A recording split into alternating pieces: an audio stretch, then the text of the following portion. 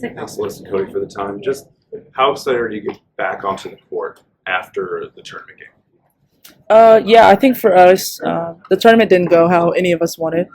But I mean, stuff like that happens. But we are capable of doing a lot more, and we've had a week to prep. Now we have another week to just prep and really prove to ourselves like what we're really capable of, and what this team is capable of. And sky's the limit for us. And then Cotie, for you personally, it's your second season now, and last year you make it to the Elite Eight, so it's kind of old hat now to get into the tournament. Yeah. Now to start this run. How do you feel about second time going through it? No, I mean, I'm very excited. I feel like we had a great team last year, did a lot of great things, but I feel like this year we have really all we need to kind of go as far as we allow ourselves. So I'm really excited to just see what this team is capable of doing and how far we're capable of going. So kind of jumping off that, you guys are a very experienced team. It's all of you have experience in the Elite Eight. How important is that going into this tournament? Yeah, I think it's really important. I mean, I think the biggest thing is the mindset that we have, the mindset of everybody understanding how hard it is to get to where we want to be and how much work we actually have to put in. So everybody just being on the same page as far as that aspect and having that prior experience is really important. And I know ESPN tried to say something about your reaction to the draw, but just what was your reaction to where you guys draw? And were you guys excited and everything? I mean, yeah, we're excited, but we knew we're going to be in the tournament. It didn't really matter who we played, but now that we know who we're playing, it's just day by day, getting ready for Maine and one game at a time. Celeste, what was your reaction to seeing a possible second round matchup with you? Yeah, it's obviously pretty cool to go against a school I graduated from that I played at with 2 years, but obviously we still have to get past the first round, and so do they. So I'm just really focused on beating Maine and just competing in that game. For either of you, just what do you take away from that loss to Maryland? What are maybe the things that you learned from that game that you need to be better now here in the tournament? Yeah, I think just heart, and I think just playing together defensively. Honestly, just being able to compete like we played every other game we have this season, showing that heart and showing that competitiveness that we all have.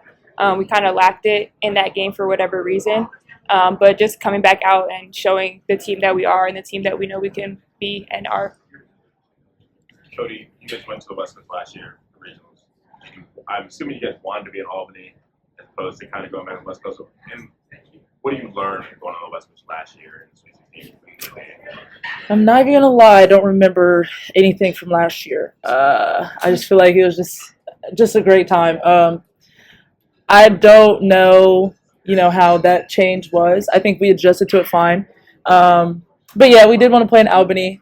We have a couple people who are kind of close to home around there too, so would have been cool. But Portland's fine and we'll be fine. Celeste, for you, when you lose in a big tournament, I think sometimes the outside areas you lose in the first round that really either help a team or hurt a team going to the tournament. How do you use that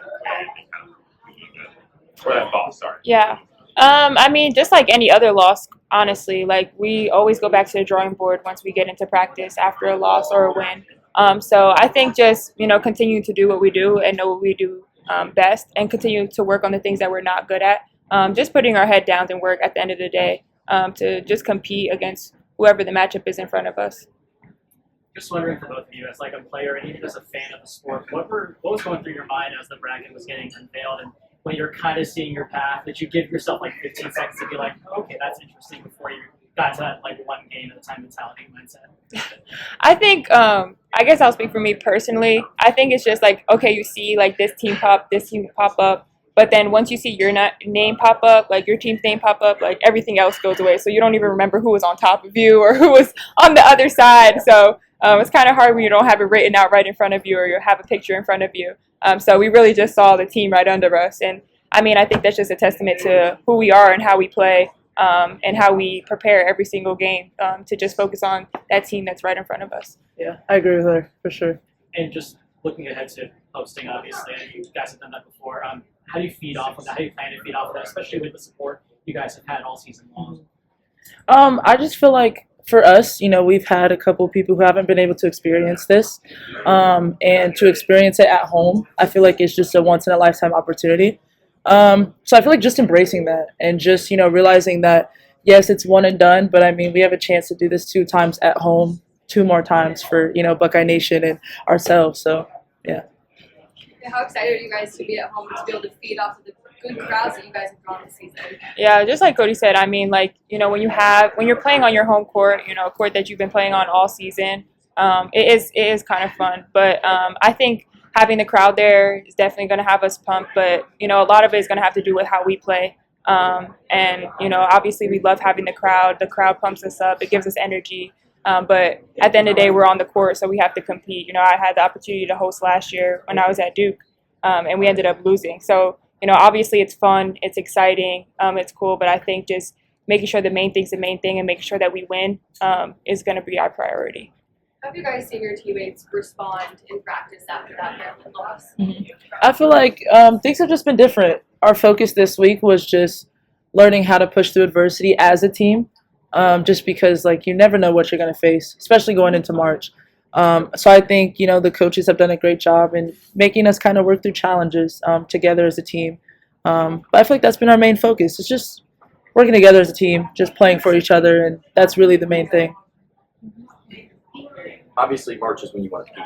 So I suppose, Cotie, you talked about kind of coming along this season start. Do you feel like you're where you need to be to be the best for this team? I do feel like I'm where I need to be. Just for me, my focus is just remaining consistent. This is a time where you can't take days off, can't take plays off. And I feel like a part of that had to do with, the Maryland game. So just experiencing that is just going to help me go into this tournament, knowing that, the game's on the line. And I'm going to do everything I can to prevent what happened, the Big Ten tournament, to prevent what happened then. And I know you guys do have a kind of a different aspect coming in as a transfer, but do you feel like you're where you need to be? Yeah, I mean, honestly, I think we are where we need to be as a team. I think that, obviously individually, when one player is ready, I think it trickles down, especially when you have your core leaders being ready, being prepared. It trickles down to the rest of the team. So I think that if we just come in with the mindset that we're going to work hard and we're going to compete, and we're going to do the best that we can, I think that overall is going to help everybody in the long run. I talked to Coach about the idea that there is a target on your back this year. Last year, not that people doubted you, but you guys kind of did sneak up on a couple teams and surprise them. This year, everybody knows about Ohio State. How different is that going into a tournament? I mean, I wasn't obviously in their shoes, but I think just overall, I think we do a good job here of just trying to keep what's in our circle. So not focusing on that outside noise, because I don't think the whole season, everybody had expectations for us this whole season. And I think when you focus on those expectations of the outside, it can hinder you. And so I think the coaching staff has done a great job of making sure that we stay consistent with ourselves, and just focusing on what we expect and what we know we can be. So I think keeping that mentality and that mindset on throughout the tournament is going to be good. Celeste, when you transferred here, you talked about one of the reasons you wanted to come here was to compete for a national championship. When you look at that now, 8-9 months later, and you guys are now at the point where you're beginning tournament play, you're going to work towards that goal. I guess just what does it mean to you now, looking back at that you're in this position now? Yeah, I mean, honestly, I think the biggest thing that stands up to me is how fast it goes. Every season I play, I'm like, okay, March is here. But now it's oh, this is my last March. And it's somewhere that I want to be. And so I think just with that mindset, I'm so grateful for the people that I have around me and surrounding me, my teammates. I have some really, really great teammates who I know will have my back throughout anything. And so I think with that mindset of just enjoying it, I think sometimes it's hard to take that step back and kind of reflect on everything that has gone on throughout my career. But I mean, I'm just excited. I'm ready to play, honestly. Your coach confirmed that Ebony's transition back into the team, so how important is it getting her back before tournament play? I think it's very important. Ebony shines in a lot of different ways, and her impact on and off the court is huge. I mean, whether we're in practice, whether we're in a game, whether we're literally in recovery, her personality and just her being there really has an impact on this team. and we missed her a lot, but she's back, and I feel like we're all whole again. So yeah. And the Big Ten has a lot of representation in the tournament this season. You guys had a lot of success in the regular season versus the whole conference. So what do you think it just says about the Big Ten conference and your team that you guys were able to pull off the regular season? It says a lot about the Big Ten, honestly. Like you said, there's a lot of teams in the Big Ten in the tournament, and they're pretty much a lot of high seeds too. And so I think that's just, shows how many great players are in here, how many great teams, because you need to be a team at the end of the day to win some games.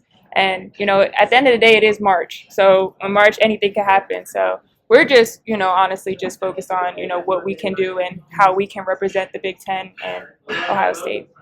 For both of you, they had an important senior class.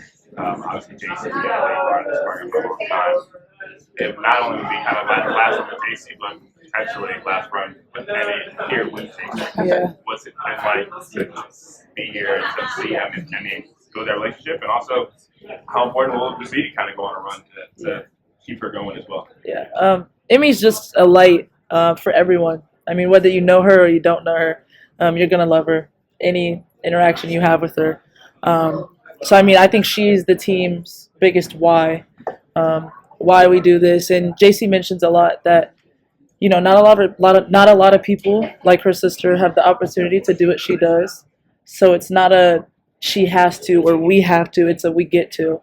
So I think that's the biggest thing for this team and why Emmy is just so important to us. And her being gone later would definitely be like a little puzzle piece missing. But you mentioned Emmy's why, kind of off that. How much does having somebody like Emmy around provide perspective when you lose to a team like Maryland in this game? You still have somebody like Emmy who's she's happy when she obviously wants you guys to win, but she's smiling. Yeah.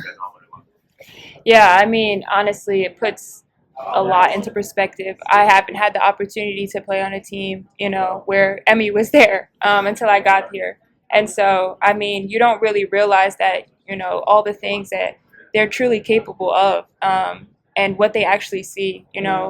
I was like, I'm only going to be here for a couple months. Like, obviously she's a light in my life, but you don't know how much of an impact you make on them as well. And so, like, today, like, I gave her a hug and she's like, oh, hi, my favorite player. Like, it's just like the small little thing is just like, okay, Abby, thank you. Like, I don't know. It's just, it puts so much into perspective. Like, yeah, we lost a game and it hurts.